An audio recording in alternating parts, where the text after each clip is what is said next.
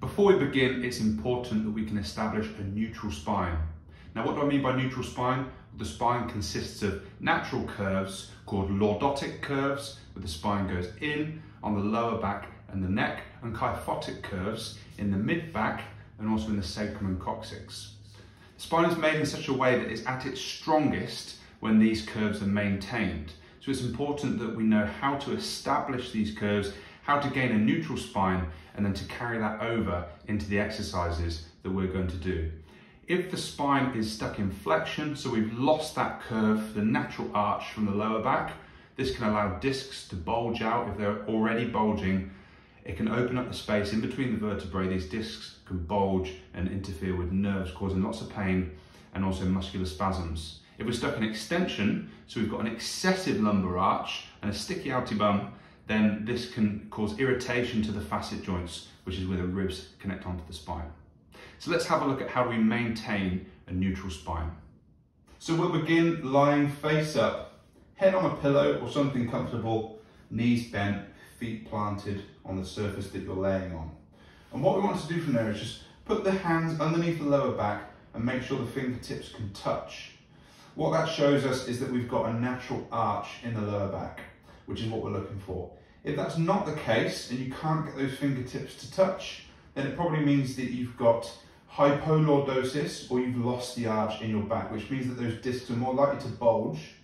If you've got an excessive arch, there's lots of space there and you can't feel your lower back against the top of your fingers, then it probably means that you've got hyperlordosis and that's causing wear and tear and strain on the facet joints. So we need to be somewhere in between the two. Try to adjust your pelvis by tilting the pelvis forward or pushing it back, whichever way you need to go, and hold that position. If you need some additional help, you can grab a towel. So I've got a towel here, rolled up. Just about that kind of thickness is what we're looking for. And we can pop that under the back,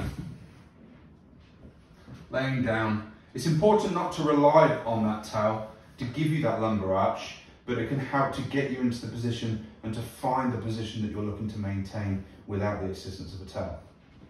So in that position, I want you to take a deep breath in, using the diaphragm, allow the tummy to come out, and breathe out. So while you keep that going, I'll explain the next part of the movement. Now we need to think about the pelvic floor, and what we're doing here is working together with the pelvic floor and the diaphragm to generate some intra-abdominal pressure. This bolsters the spine from the inner unit of the core and gives us some added support and stability to the bony structure of the skeletal spine. So as you're breathing in, allowing the diaphragm to come out, I want you to pull up on the pelvic floor. What do I mean by that? Well, that feeling when you're trying to stop a wee, or you're trying to push the last bit of your wee out, that's what you're going to do. Imagine a string on the inside of the pelvic floor and it's going to pull up towards the spine. So deep breath in, pulling up on the pelvic floor, and then breathe out. This is the foundation of developing core stability and intra-abdominal pressure. So let's do a round of 10 breaths.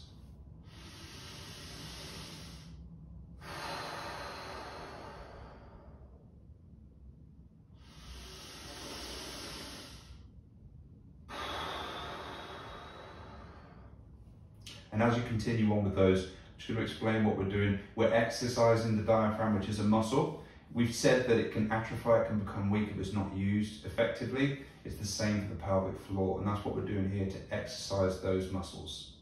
Continue on until you finish 10 repetitions and then move on to the next topic.